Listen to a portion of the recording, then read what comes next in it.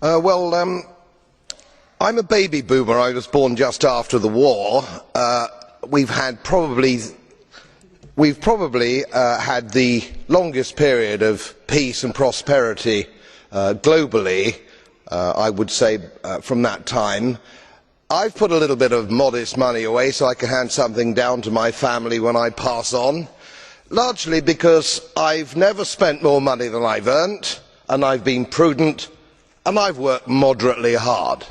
Now, it always seems to me as a complete surprise to politicians how countries get in debt. Let me explain, because I don't think you really understand it.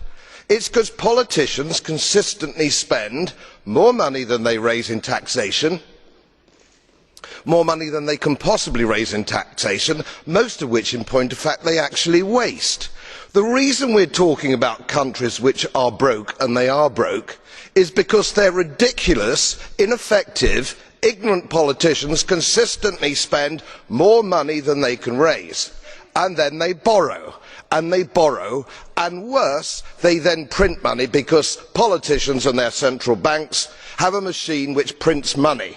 You do that as a private citizen and it's a criminal offence. You would go to prison for doing that, and politicians and their central banks do it all the time.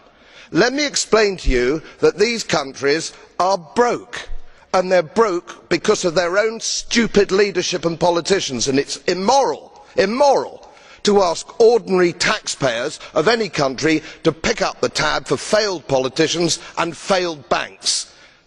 They are defaulted, they're broke. For God's sake, let's all of us admit it.